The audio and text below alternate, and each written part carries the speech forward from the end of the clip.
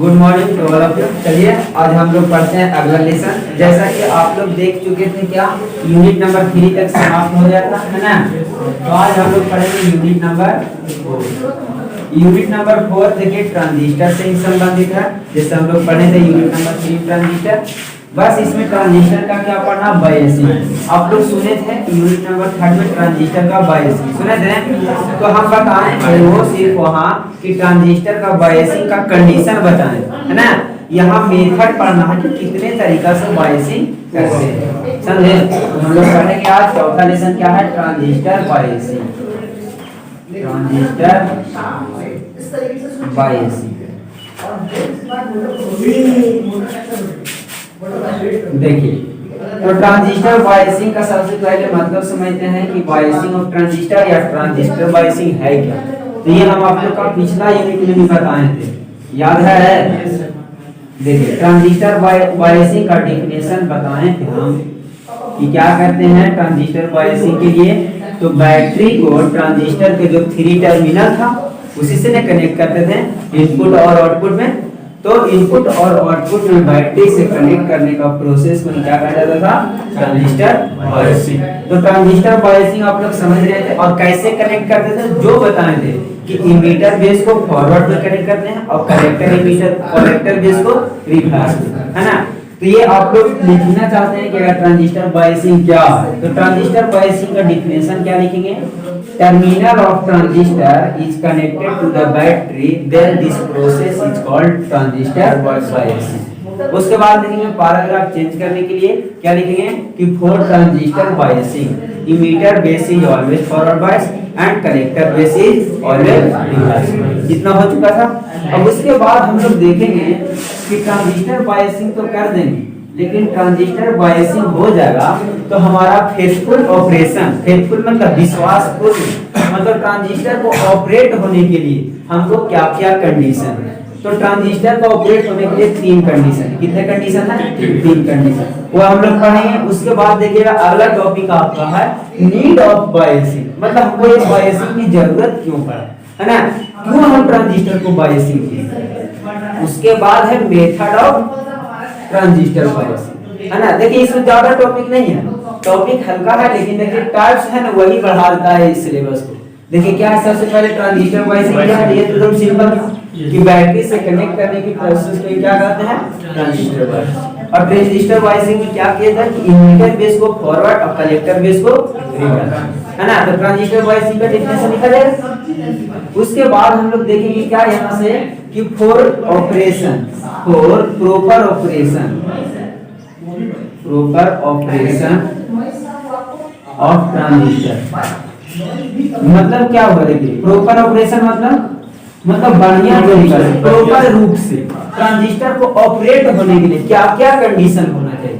तो हमारा 3 कंडीशन, कौन कौन कंडीशन है। तो पहला कंडीशन है प्रॉपर जीरो सिग्नल कलेक्टर करेंगे,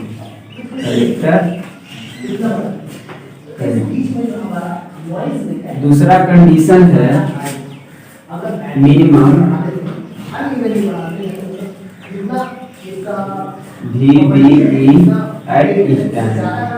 VB मतलब समझाए थे क्या होता है, बोलिए तो आप लोग, बेस वोल्टेज। जैसे हम लोग यहाँ देखे थे ट्रांजिस्टर, है ना, तो ये क्या था, बेस था और ये कलेक्टर था और ये इमीटर था। यहाँ से जो वोल्टेज दे रहे थे हम क्या दे रहे थे, वोल्टेज VBE था, है ना। और यहाँ से जो वोल्टेज दे रहे थे क्या VCE था, है ना। ये रिवर्स में था ना, यहाँ कर लेते हैं क्या चीज NPN, ये फॉरवर्ड हो जाएगा और ये रिवर्स करने के लिए पॉजिटिव देना पड़ेगा, ये नेगेटिव। ये सब तो याद हो गया होगा, फॉरवर्ड रिवर्स। अब देखिए इसका वोल्टेज का नाम क्या है, DC। तो हम लोग देख रहे हैं क्या कि इसको ऑपरेट होने के लिए क्या होना चाहिए, ट्रांजिस्टर ऑपरेट कब होगा, जब VBE होगा, जो हमको मिनिमम चाहिए। अब मिनिमम कितना चाहिए वही तो हमको समझना है, मतलब एट ए स्टैंड, मतलब क्षणिक हमको कितना देना चाहिए VB मिनिमम से मिनिमम कि ट्रांजिस्टर क्या हो सके, ऑपरेट हो सके। तो ये कंडीशन है कि नहीं कि वीबी के थ्रू दे देंगे ऑपरेट हो जाएगा, 0 वोल्ट रहेगा तो ये ऑपरेट हो जाएगा, नहीं होगा। तो हम लोग यहाँ देखेंगे कि वीबी कितना चाहिए इसको ऑपरेट होने के लिए। तो कितना चाहिए, तो हम लोग जानते हैं ये ट्रांजिस्टर अगर सिलिकॉन का रहेगा, किसका रहेगा, सिलिकॉन का। जैसे हम पी टाइप एन टाइप लिए हैं, तो ये टाइप पी टाइप सेमीकंडक्टर है और ये सेमीकंडक्टर रहेगा सिलिकॉन का रहेगा, तो इसके लिए हमको जानते हैं 0.7 वोल्ट। नहीं, अगर 0.7 वोल्ट से ऊपर रहेगा वीबी तब ना ऑपरेट होगा, क्योंकि यहाँ जंक्शन पर एक नहीं होगा अगर 0.7 वोल्ट से नीचे देंगे तो नहीं। इसीलिए हम लोग यहाँ देखेंगे कि मिनिमम कम से कम वीबी कितना होना चाहिए सिलिकॉन के लिए, 0.7, और अगर जर्मेनियम रहेगा तो कितना होना चाहिए, 0.3 ना, 0.3 वोल्ट, समझे। और पहला क्या था, तो proper zero signal collector current होना चाहिए, मतलब जो कलेक्टर करंट था यहाँ पर एक बार आता ना कलेक्टर करंट आईसी, और यहाँ से क्या था आईडी, और यहाँ से आई। इसको डिनोट करने में कोई दिक्कत नहीं है, एन से निकलो और और ये निकलेगा तो दो क्या होगा, इन होगा सम, इसके इक्वल होगा सम। यहाँ से देखिए तो क्या होगा कि यहाँ से निकल रहा है, यहाँ से हमको चाहिए जो कलेक्टर करंट प्रॉपर फ्लो होते रहना चाहिए। नहीं, अगर प्रॉपर हमारा zero signal collector current flow नहीं होगा तो ट्रांजिस्टर ऑपरेट होगा नहीं ना। हम मतलब ट्रांजिस्टर वर्क कर रहा है, इसका मतलब हम लोग क्या जान रहे हैं कि हमारा कलेक्टर करंट फ्लो हो रहा, आउटपुट मिल रहा, यही ना कलेक्टर करंट आउटपुट। तो ये कलेक्टर करंट हमको प्रॉपर रूप से मिल रहा है, इसका मतलब ट्रांजिस्टर क्या है, प्रॉपर रूप से वर्क कर रहा। तो वही हम लोग देख रहे हैं कि प्रॉपर ऑपरेशन ऑफ ट्रांजिस्टर, मतलब ट्रांजिस्टर को ऑपरेट होने के लिए प्रॉपर रूप से, इसी को प्रॉपर ऑपरेशन ना करके बोलेगा फेथफुल ऑपरेशन। फेथफुल मतलब एकदम विश्वसनीय, मतलब अच्छे तरीका से ट्रांजिस्टर वर्क कर रहा है कि नहीं, उसके लिए हमको क्या कंडीशन। तो पहला तो देखेंगे कलेक्टर के प्रॉपर रूप से फ्लो होना चाहिए। दूसरा क्या देखेंगे, मिनिमम वीबी की है जो सेमीकंडक्टर सिलिकॉन और जर्मेनियम, उसके लिए हमको जितना चाहिए उतना हमको मिलना चाहिए। तीसरा कंडीशन क्या है, मिनिमम VCE एट स्टैंड। अब देखिए एक और बात बताएं थे आप लोग, क्या बताए थे कि यहाँ पर क्या करते हैं, मेजॉरिटी चार्ज कैरियर को कलेक्ट करने के लिए हम लगाते हैं वोल्टेज VC, लगाते थे ना। तो ये भी जो हमारा वोल्टेज है मिनिमम चाहिए। नहीं, अगर ये नहीं अगर मिलेगा वोल्टेज तो ये कलेक्ट नहीं कर पाएगा, नहीं कलेक्ट कर पाएगा। और इसके लिए जो मिनिमम वोल्टेज होता है सिलिकॉन के लिए ये होता है 1.1 वोल्ट। कितना होता है, 1.1 वोल्ट। और जर्मेनियम के लिए होता है कितना, 0.7 वोल्ट। तो याद रखना कि VCE सिलिकॉन के लिए कितना होता है, 1.1 वोल्ट, और जर्मेनियम के लिए 0.7 वोल्ट। लेकिन VBE जो इनपुट वोल्टेज था ये कितना होना चाहिए सिलिकॉन के लिए, 0.7 वोल्ट है ना, और जर्मेनियम के लिए 0.3। देखिए ये आप लोग दोनों कंफ्यूजन नहीं होइएगा, यहाँ से ऑब्जेक्टिव पूछ देता तो लाइकन को 0.7 और 0.3 एकदम याद हो गया, और लेकिन पूछ देगा VCE तो गड़बड़ा जाता है, यही वाला मामला, समझे। तो ऑप्शन में देखिए ये चारों दिया हुआ है, तो चारों में बेस्ट तरीका से चुनना है कि VB पूछ रहा या VCE, समझे। तो ये समझ में आया कि प्रॉपर ऑपरेशन ऑफ ट्रांजिस्टर के लिए क्या हमको चाहिए, सबसे पहला कंडीशन तो proper zero signal collector flow होना चाहिए। दूसरा क्या है कि मिनिमम बेस इमीटर वोल्टेज चाहिए, और मिनिमम कितना होगा, तो इसको लिखना चाहते हैं तो लिखने में क्या लिखेंगे, minimum base emitter voltage at stand for silicon 0.7 volt requirement. कितना होगा requirement, 0.7 volt, and for germanium semiconductor 0.3 volt. इसमें क्या होगा, मिनिमम VCE के लिए तो लिखेंगे in this VCE voltage is minimum for silicon is 1.1 volt and for germanium semiconductor is 0.7 volt is required। समझे, एकदम आसान है कि नहीं। टॉपिक अगला टॉपिक क्या है, इसमें नीड ऑफ, क्या है, नीड ऑफ ट्रांजिस्टर बायसिंग।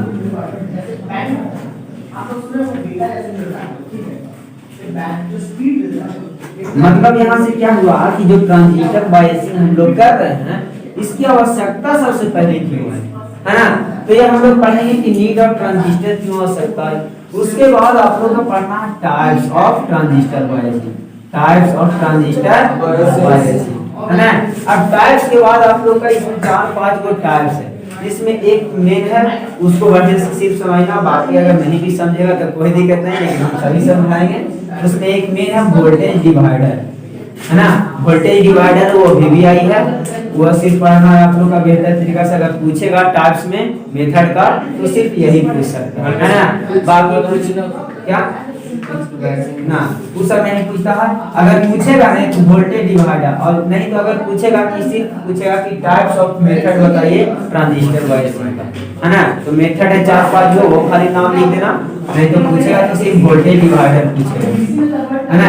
क्यों पूछता है वोल्टेज डिवाइडर? क्योंकि वोल्टेज डिवाइडर को ही हमेशा यूज करते हैं बायसिंग। जैसे हम लोग पढ़ाए थे क्या, common base configuration, common emitter और कॉमन कलेक्टर, जिसमें हम आप लोग को बताए थे कि common emitter configuration best suitable होता, उसी प्रकार बायसिंग में सबसे बेस्ट सुटेबल क्या होता है, वोल्टेज डिवाइडर। तो हम लोग का common emitter configuration best suitable है, और यही कॉन्फ़िगरेशन सभी मेथड में अप्लाई करते हैं, है ना।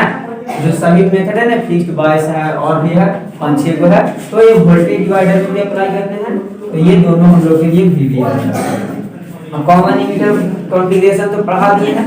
इसमें जो हमारा आता था, क्या आता था, एक फैक्टर आता था, कितना आता था, बीटा जिसको बोलते थे, है ना। ये बीटा का वैल्यू क्या होता था, याद है कॉमन इमीटर में? देखिए नाम से ही कॉमन इमीटर, इमीटर को ग्राउंडिंग कर देंगे, बस यह कलेक्टर और बेस, तो क्या हो जाएगा, कलेक्टर आउटपुट बटा बेस इनपुट, नहीं होगा। तो इसको एकदम याद करने में कोई कंफ्यूजन नहीं है ना। ये वाला आप लोग का यूज आएगा सभी टाइप्स में, और इसमें आएगा अल्फा, अल्फा बराबर क्या बताएं, तो कैसे याद करें, कॉमन बेस, बेस कॉमन है, इसका मतलब क्या हो गया IC बटा I, तो क्या हो जाएगा अल्फा बराबर IC बटा I। ये रटना नहीं है, जैसे हम समझा रहे हैं वैसे आप लोग का याद हो चुका होगा। कॉमन कलेक्टर है, तो कॉमन कलेक्टर क्या होता है, गामा, गामा बराबर क्या हो जाएगा, कलेक्टर को कॉमन किए तो बचेगा इमीटर और बेस, तो क्या हो जाएगा, इमीटर करंट बटा बेस करंट। नहीं, ये तीनों याद है, तो यही तीनों आप लोग का यूज आएगा। टाइप्स के बाद आप लोग का पढ़ना इसमें एक पैरामीटर, हाइब्रिड पैरामीटर, जिसको एज पैरामीटर भी बोला जाता है। हाइब्रिड मतलब एज, तो एज पैरामीटर भी आपको पढ़ना, ये एज पैरामीटर VVI है। तो आप लोग का इस टॉपिक में एक नीड्स ऑफ बायसिंग, दूसरा needs types of method of transistor biasing में वोल्टेज डिवाइडर, ये दो को VVI, और तीसरा हाइब्रिड। मतलब ये 3 टॉपिक आप लोग का मेन है समझे। और ये 3 टॉपिक के बाद आपका सिलेबस ये समाप्त है। तो हम लोग देखते हैं यहाँ need of transistor biasing. Zero signal का मतलब क्या है? जी प्रॉपर जीरो है, सिर्फ जीरो नहीं पढ़ना। प्रॉपर जीरो का मतलब हुआ नहीं कि प्रॉपर रूप से कांस्टेंट कलेक्टर करंट हमको मिलते रहना चाहिए, है ना। अब देखिए नीड ऑफ ट्रांजिस्टर बायसिंग। अब नीड इनको क्यों पढ़ा, तो देखिएगा हम लोग यहाँ से देखते हैं सबसे पहले कि देखिए हमारा अगर ट्रांजिस्टर ऑपरेट हो रहा है, ट्रांजिस्टर क्या हो रहा है, ऑपरेट हो रहा है। अगर इस पर क्या हुआ, टेम्परेचर का इफेक्ट पड़ा, तो हम लोग जानते हैं कि टेम्परेचर जैसे ही इस पर पड़ेगा जंक्शन पर, तो टेम्परेचर के कारण इलेक्ट्रॉन वोल्ट का जनरेट होता है, उसके कारण क्या होगा, हमारा लीकेज करंट, कौन सा करंट, लीक करने लगेगा, क्योंकि इलेक्ट्रॉन और वोल्ट जनरेट होगा तो लीक करने लगेगा कि नहीं जंक्शन से, तो उसके कारण क्या होता है, लीकेज करंट फ्लो होने लगता है। वो लीकेज करंट को बोला जाता है ICEO।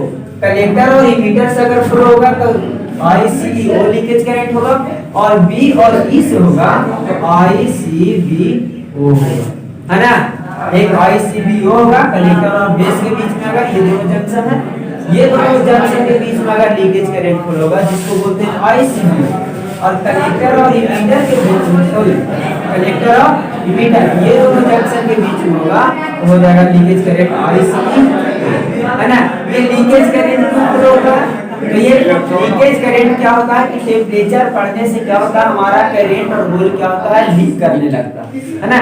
क्यों लीक करने लगता है, क्योंकि हम लोग जानते हैं कि जितने भी टाइप्स है इसमें N टाइप, P टाइप, ये सभी सेमीकंडक्टर का बना हुआ, और हम लोग जानते हैं कि सेमीकंडक्टर होता है जो निगेटिव टेम्परेचर कोफिशिएंट होता है। ये आप लोग पढ़े हैं, पहले लेसन में पढ़ा होगा कि सेमीकंडक्टर का negative temperature coefficient of resistance, negative temperature coefficient of resistance होता है।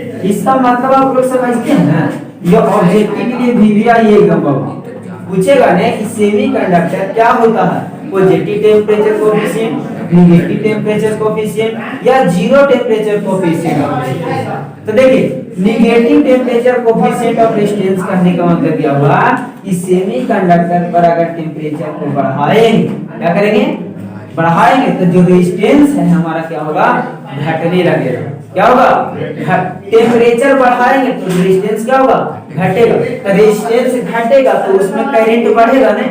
तो वही हम बता रहे हैं कि जैसे इस पर अगर टेम्परेचर बढ़ा तो रेजिस्टेंस क्या हो जाएगा, घट। निगेटिव मतलब क्या होगा, घटेगा। इसी से पकड़ना है, निगेटिव से ही पकड़ना है कि टेम्परेचर अगर बढ़ेगा तो हमारा रेजिस्टेंस क्या हो जाएगा, निगेटिव होने लगेगा। निगेटिव मतलब घटने लगेगा। और ये ऑब्जेक्टिव में पूछता भी है कि सेमीकंडक्टर कौन सा मटेरियल है, तो negative temperature coefficient of resistance. अगर कंडक्टर का देगा तब कंडक्टर क्या था, positive temperature coefficient of resistance. याद रहेगी। तो ये ऑब्जेक्टिव के लिए दोनों भी आए, या तो आपको कंडक्टर पूछ देगा या तो, लेकिन हम लोग ज्यादा पढ़ रहे हैं सेमीकंडक्टर के बारे में, तो आपसे पूछने का चांस है सेमीकंडक्टर, समझे।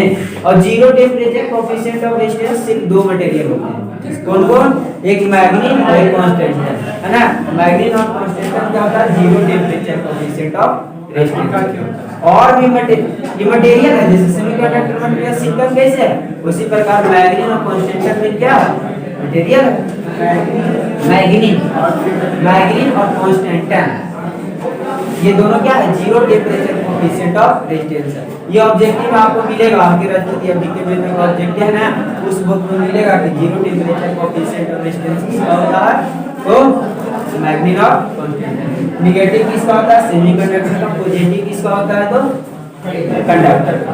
और नेगेटिव होता है इलेक्ट्रोलिसिस। इलेक्ट्रोलिसिस पढ़े हैं, जो बैटरी में यूज करते हैं, सल्फ्यूरिक एसिड सा वो इलेक्ट्रोलाइट यूज करते हैं। तो ये इलेक्ट्रोलिसिस भी क्या होता है, नेगेटिव टेम्परेचर होता है। कैसा होता है, नेगेटिव टेम्परेचर। सर ये जो आईसी और नीचे कैसे पढ़ते हैं, कलेक्टर, इसको पढ़ते हैं collector emitter current with open base. हम आप लोग इसको पढ़ने के लिए बताए हैं। सी मतलब कलेक्टर, ई मतलब इमीटर, और बच गया वो बेस ना, तो बेस क्या कर देंगे, ओपन ओ से ओपन, तो हमारा हो जाएगा collector emitter current with open base. इसको पढ़ेंगे तो क्या हो जाएगा, collector base current with open emitter ना, इमीटर बच गया है वो, इमीटर को ये लीकेज करंट किसके कारण फ्लो होगा, तो देख रहे हैं हम क्या कि टेम्परेचर जैसे ही बढ़ा तो क्या हो रहा है, वहां पर इलेक्ट्रॉन और होल जनरेट हुआ। जनरेट होने के कारण क्या हो रहा था, लीक कर गया वो इलेक्ट्रॉन होल, बैठा रहेगा वहां नहीं ना, तो क्या करेगा, लीक करेगा। और इलेक्ट्रॉन जब लीक करेगा तो इलेक्ट्रॉन के फ्लो को नहीं करंट कहते हैं। तो जैसा ही इलेक्ट्रॉन लीक किया, इसका मतलब करंट लीक किया, और उस करंट को नाम क्या हो जाएगा, अगर कलेक्टर और इमीटर के थ्रू तो इसको कहेंगे आईसीईओ, और अगर कलेक्टर और बेस के थ्रू हुआ, ये दोनों जंक्शन के बीच, तो कहेंगे आईसीबी। और इसके थ्रू फ्लो होगा था आई बी ई या ईबी कहें, और मतलब कलेक्टर ओपन और बेस इमीटर करें, समझे। तो पहला कंडीशन देखें क्या कि इस जो टेम्परेचर के कारण हमारा लीकेज करंट हो रहा, इसी को रोकने के लिए क्या करते हैं, बायसिंग करते हैं। क्या करते हैं, बायसिंग इसीलिए किए ताकि क्या हो, हमारा टेम्परेचर का ट्रांजिस्टर पर कोई इफेक्ट नहीं पड़ेगा। क्योंकि उसके इफेक्ट से देख रहे थे कि हमारा जो पर कलेक्टर करंट हो रहा था ये बढ़ जा रहा था। बढ़ कैसे जाएगा, तो देखिए हम बताते हैं। जैसे हम लोग जानते हैं, क्या जानते हैं, IC बराबर, IC बराबर आप लोग क्या जानते हैं, देखिए यहाँ से अल्फा बराबर, देखिए तो क्या फॉर्मूला है, IC बटा IB, अच्छा है। या यहाँ से भी देखिए बीटा बराबर IC बटा IB। तो यहाँ से देखिए तो अगर हम निकालना चाहते हैं IC बराबर, तो क्या हो जाएगा, यहाँ से बीटा इंटू IB हो जाएगा।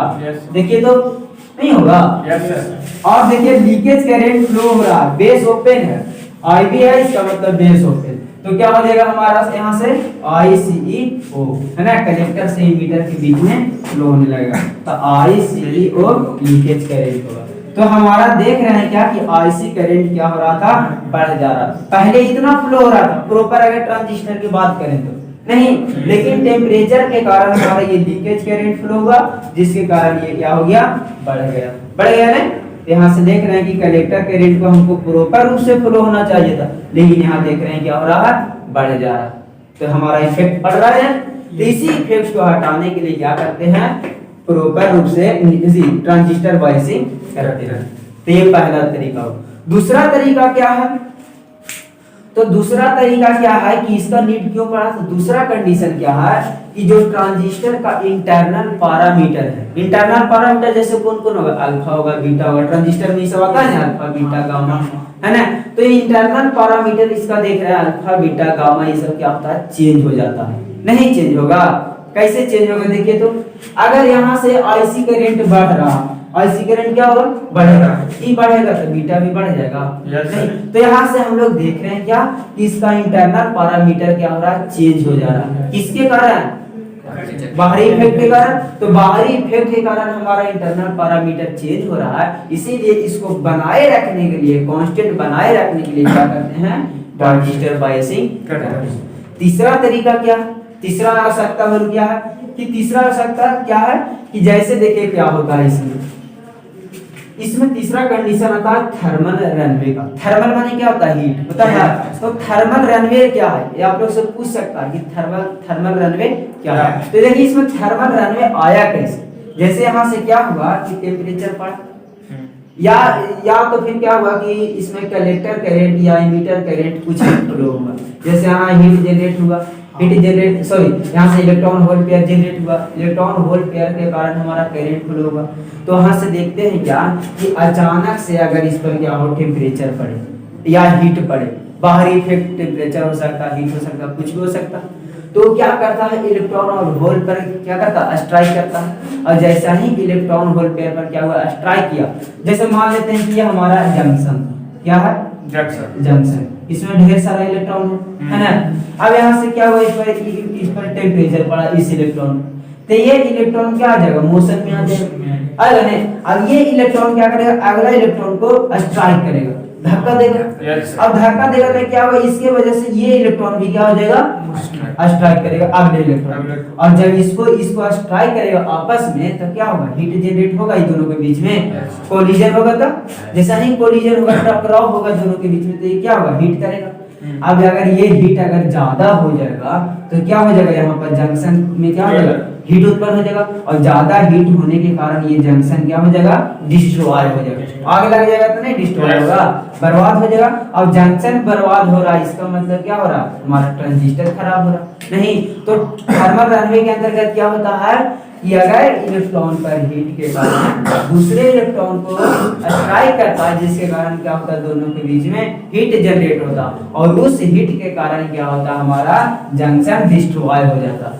जंक्शन डिस्ट्रॉय होने का मतलब हमारा ट्रांजिस्टर बर्न आउट हो जाएगा, ट्रांजिस्टर की जलने की आवश्यकता रहेगी, है ना, संभावना रहेगी। तो ये जलने से बचाने के लिए क्या करते हैं, ट्रांजिस्टर बायसिंग करते हैं।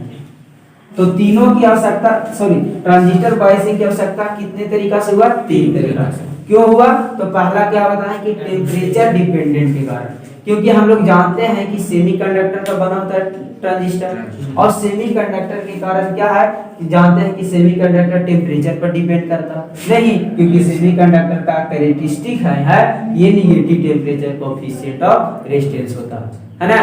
तो ये इसके कैरेक्टरिस्टिक्स के कारण क्या हो रहा है, हम देख रहे हैं कि ये टेम्परेचर पर डिपेंड कर रहा है ना, और टेम्परेचर पर डिपेंड होने के कारण क्या हो रहा है, इस पर इफेक्ट आ रहा है। तो उस इफेक्ट को नेग्लिजिबल करने के लिए क्या करते हैं, बायसिंग करते हैं। दूसरा कारण क्या देख रहे हैं कि जो ट्रांजिस्टर का इंटरनल पैरामीटर है, जैसे अल्फा बीटा ऐसा है ना, उस इंटरनल पैरामीटर चेंज हो रहा है। उस इंटरनल पैरामीटर को चेंज को बचाने के लिए क्या करते हैं, ट्रांजिस्टर बायसिंग करते हैं। तीसरा कारण क्या है ये थर्मल रनवे का कंडीशन आ रहा है इसमें। थर्मल रनवे अर्थात देख रहे हैं कि जंक्शन के बीच में क्या हो रहा है, इलेक्ट्रॉन एक दूसरे को स्ट्राइक कर रहा, स्ट्राइक करने से क्या हो रहा है, हीट उत्पन्न हो रहा, और उस हीट के कारण हम देख रहे हैं ट्रांजिस्टर को बर्न आउट होने की पॉसिबिलिटी बन रही है, संभावना बन रही है। तो उस पॉसिबिलिटी से कारण क्या हो रहा है कि हमारा ट्रांजिस्टर डिस्ट्रॉय हो जा रहा, बर्न आउट हो जा रहा।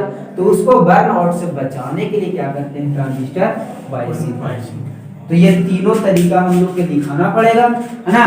तो ये तीनों तरीका पहले लिखते हैं, तीनों की आवश्यकता किस लिए पड़ा जाए। तो पहला क्या हो जाएगा, देख रहे हैं कि पहला कंडीशन किसकी आवश्यकता है, ट्रांजिस्टर बायसिंग की आवश्यकता। तो पहला देखें कि टू अवॉइड। अवॉइड मतलब क्या होता है, उसको नेग्लेक्ट करना। जैसे ना कहता कि तुम हमको बहुत आजकल अवॉइड कर रहा, इसका मतलब क्या, तुम उसको लेकर नहीं जा रहा, नेग्लेक्ट कर रहा। तो वही यहाँ पर होगा कि to avoid the temperature dependent collector current. मतलब क्या हो रहा है कि यहाँ से देख रहे थे टेम्परेचर के कारण हमारा आईसी करंट क्या हो रहा था, कलेक्टर करंट बड़ा घट रहा था, है ना। तो इसको बढ़ने घटने से बचाने के लिए, उसको अवॉइड करने के लिए, उस नेग्लेक्ट करने के लिए क्या करते हैं हम लोग, ट्रांजिस्टर बायसिंग करते हैं। तो पहला कंडीशन कहेगा कि इसकी आवश्यकता क्यों पड़ा। तो पहला देख रहे हैं कि to avoid the temperature dependent collector current. मतलब देख रहे हैं कि टेम्परेचर के कारण जो डिपेंड हो रहा है कलेक्टर करंट, उसको अवॉइड करने के लिए, खत्म करने के लिए क्या करते हैं, बायसिंग करते हैं। दूसरा बायसिंग किस लिए करते हैं, तो to avoid the change in transistor parameter.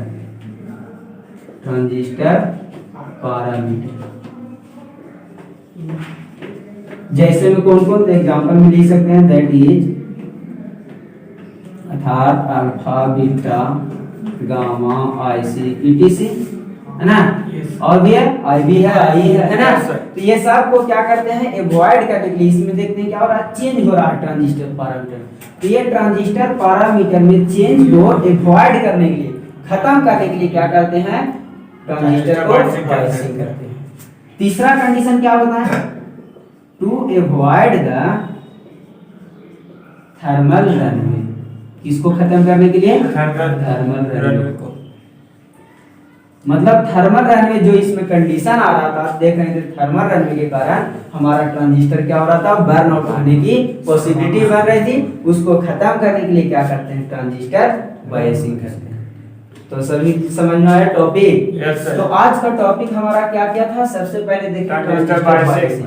Transistor biasing में क्या देखें कि ट्रांजिस्टर को बैटरी से कनेक्ट करने की प्रोसेस को क्या कहा जाता है, ट्रांजिस्टर बायसिंग। और देखें कि फॉर प्रॉपर ट्रांजिस्टर बायसिंग के लिए हमको क्या क्या चाहिए, तो कलेक्टर इमीटर को forward base, sorry reverse base, और इमीटर बेस को फॉरवर्ड बेस करना है, जो हम लोग तीसरा लेसन में पढ़े ना।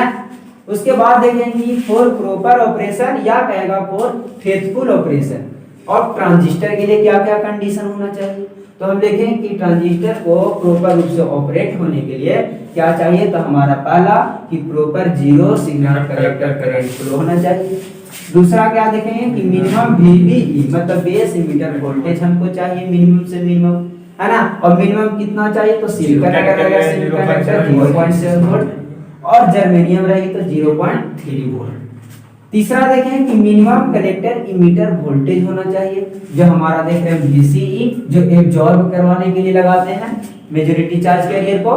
तो उसके लिए हमको चाहिए सिलिकॉन के लिए 1.1 वोल्ट और जर्मेनियम के लिए 0.7 वोल्ट। तीसरा कंडीशन देखें कि जो ट्रांजिस्टर बायसिंग पढ़ रहे हैं, तो क्यों इसकी आवश्यकता है, तभी ना पढ़ रहे हैं।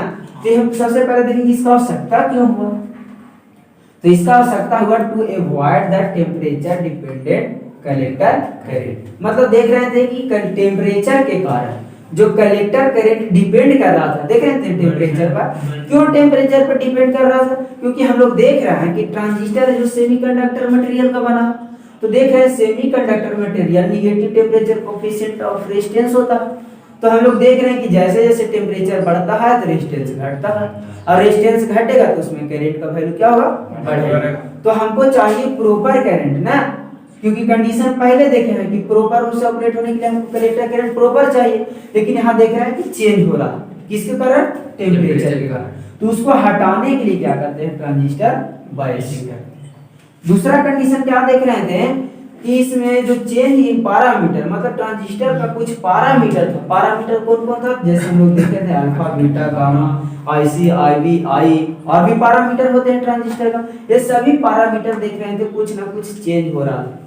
तो उस चेंज को हटाने के लिए क्या करते हैं? ट्रांजिस्टर बायसिंग करते हैं। तीसरा क्या है? To avoid the thermal runaway. Thermal runaway मतलब क्या हुआ?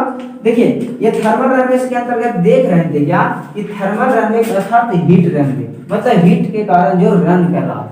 तो हम लोग देखे थे क्या कि जैसे इलेक्ट्रॉन पर टेम्परेचर पड़ रहा था, एक दूसरे को क्या कर रहा था? स्ट्राइक कर रहा था। स्ट्राइक होने अर्थात कोलिजन होने से देख रहे थे उसमें हीट उत्पन्न हो रहा था, और उस हीट से देख रहे हैं क्या कि हमारा ट्रांजिस्टर बर्न आउट होने की संभावना हो रहा है। तो उस बर्न आउट से बचाने के लिए क्या कर रहे थे? Transistor biasing. तो आप लोग के सामने अगर 2 नंबर में रहा तो सिर्फ इतना लिख दीजिए। अगर यही 4 नंबर या 6 नंबर में आ जाएगा तो इतना लिखने के बाद सभी को एक्सप्लेन भी करेंगे, है ना। जो हम एक्सप्लेन समझाएं उसको हम पीडीएफ में भेजेंगे, आप लोग लिख लीजिए। एकदम सिंपल है। अगर नहीं भी आप लोग समझना नहीं भी लिखेगा तो अपने आप से इसको लिख सकते हैं, क्योंकि सब कुछ डिटेल में समझाए हम आप लोग कि कैसे कैसे डिपेंड कर रहा टेम्परेचर पर, इसमें कैसे चेंज हो रहा, इसमें थर्मल रनवे कैसे आ रहा, सब कुछ बताए ना। देखिए अगर फेथफुल ऑपरेशन का अगर यहाँ से कहेगा सर्किट डायग्राम बनाइए, है ना, तो फेथफुल ऑपरेशन के लिए सर्किट डायग्राम कैसे बनाएं? देखिए यहाँ बेस है, इमीटर है ना, ये हमारा क्या है? इमीटर था, और ये क्या था? कलेक्टर था। तो हम देख रहे हैं क्या कि यहाँ से सप्लाई अगर देंगे बाबू, एसी सप्लाई देंगे। कैसा सप्लाई देंगे? एसी। तो देखिए तो हम लोग एसी का वेव फॉर्म में जानते हैं क्या होता है? हाफ साइकिल के लिए पॉजिटिव और हाफ साइकिल के लिए नेगेटिव। तो देखिए अगर इसमें हम बैटरी को नहीं कनेक्ट करते हैं, बैटरी को कनेक्ट नहीं करते, तब देखिए यहाँ से क्या होगा? यहाँ से हाफ साइकिल जाएगा, यहाँ से पॉजिटिव जाएगा, है ना। तो पॉजिटिव जाएगा, हम लोग जान रहे हैं कि पॉजिटिव से पॉजिटिव फॉरवर्ड बायस कनेक्ट, तो फॉरवर्ड बायस है तो हमारा आउटपुट तो मिलेगा नहीं, तो हमारा आउटपुट क्या मिलेगा? यहाँ से देख रहे हैं कि हमारा आउटपुट मिलेगा हाफ साइकिल के लिए। ये हमारा क्या था? इनपुट, और ये क्या है? आउटपुट। तो हम देख रहे हैं कि अगर एसी सप्लाई दे रहे हैं यहाँ से, तो देख रहे हैं कि हाफ साइकिल है जैसा ही पास किया जंक्शन से, तो हाफ साइकिल के लिए हमारा आउटपुट मिला। क्यों मिला? क्योंकि हाफ साइकिल के लिए फॉरवर्ड बायस है। लेकिन जैसा ही क्या गया? हाफ साइकिल गया, सेकेंड हाफ साइकिल, तो ये सेकेंड हाफ साइकिल निगेटिव है, और यहाँ से निगेटिव जा रहा है, यहाँ पॉजिटिव से रिवर्स बायस हो जाएगा। हम लोग जानते हैं रिवर्स बायस में जंक्शन क्या होता है? ब्लॉक कर देता। तो रिवर्स बायस में देखेंगे कि आउटपुट यहाँ पर ही नहीं मिलेगा, नहीं मिलेगा, तो नहीं मिलेगा। तो हम देख रहे हैं क्या घटा हो रहा है कि हमारा प्रॉपर रूप से कलेक्टर करंट मिलेगा नहीं, क्योंकि हाफ साइकिल में मिलेगा, हाफ साइकिल में नहीं मिलेगा। इसीलिए इसको प्रॉपर बायस करने के लिए क्या करते हैं? इसमें बैटरी कनेक्ट करते हैं। क्या करते हैं? बैटरी। ये आपसे पूछ सकता है कि जो वीवी बैटरी क्यों करते हैं? तो for proper operation of transistor के लिए क्या करते हैं? बेस और इमीटर के बीच में बैटरी लगवाते हैं। ये बैटरी लगाने से क्या हुआ? ये हमारा प्रॉपर रूप से देखिए यहाँ से पॉजिटिव किया और यहाँ से पॉजिटिव, ये तो हमेशा बैटरी है, डीसी बैटरी है, ये तो हमेशा देते रहेगा, तो हमेशा देख रहे हैं यहाँ से पॉजिटिव मिल रहा है, तो ये हमेशा वर्क करते रहेगा, है ना।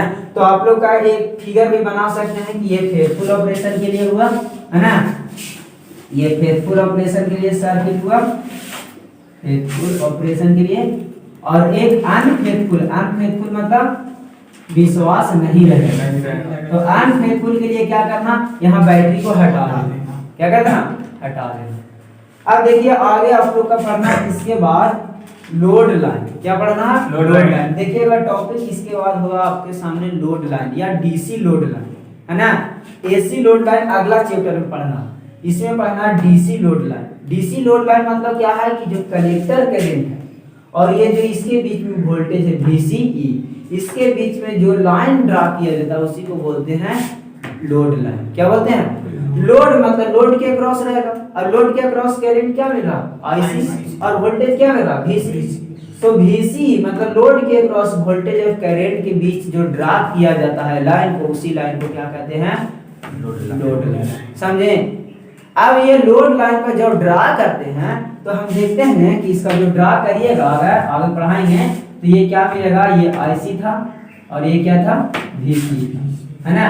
तो इसके बीच में अगर ड्रा करेंगे तो मिलता है हमारा स्ट्रेट लाइन मिलता है। कैसा मिलता है? Straight line. और स्ट्रेट लाइन कहने का मतलब DC नहीं, स्ट्रेट लाइन का ग्राफ DC होता, इसका मतलब इसका नाम हो जाएगा DC लोड लाइन। क्या होगा? DC load. तो ये लोड लाइन समझ में आया आप लोग का? लोड लाइन मतलब लोड के क्रॉस जो वोल्टेज है और जो करंट है उसके बीच में जो ग्राफ खींचते हैं उसी को क्या बोलते हैं? लोड लाइन, है ना। और लोड लाइन का जब ग्राफ खींचेंगे इसमें तो देखिएगा स्ट्रेट लाइन मिलेगा। कैसा मिलेगा? Straight line. तो उस हम लोग जानते हैं कि स्ट्रेट लाइन किस में होता है? DC, इसीलिए इस लोड लाइन का नाम पड़ जाता है DC लोड लाइन। समझे आप लोग? आपसे पूछ सकता ऑब्जेक्टिव पूछेगा कि DC लोड लाइन का ग्राफ कैसा होता है। ऑप्शन में रहेगा स्ट्रेट लाइन, कर्व, तो हम लोग क्या देखेंगे? Straight line. समझे? उसके बाद हम लोग यहाँ से अगला टॉपिक चलेंगे लोड लाइन में। लोड लाइन में कुछ और पॉइंट पढ़ना है आप लोग का, जैसे में आप लोग का एक आएगा क्यू पॉइंट। क्या आएगा? आप लोग अगला टॉपिक देखिएगा क्यू पॉइंट पढ़ना। क्यू मतलब क्या होता है? क्यूसेंट पॉइंट, है ना। वो क्या है उसको भी समझाएंगे। उसके बाद आप लोग का पढ़ना स्टेबिलिटी। स्टेबिलिटी मतलब ट्रांजिस्टर कब स्टेबल रहेगा, है ना। उस स्टेबिलिटी के कारण एक पढ़ना स्टेबिलिटी फैक्टर। क्या पढ़ना? Stability factor.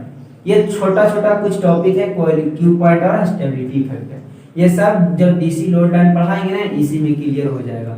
इसके बाद आप लोग का पढ़ना है टाइप्स ऑफ ट्रांजिस्टर बायसिंग। उसका कितना मेथड है वो पढ़ेंगे। उसके बाद हाइब्रिड पैरामीटर पढ़ने के बाद हमारा टॉपिक समाप्त हो जाएगा। तो आज तक के लिए यहीं तक। Thank you, best of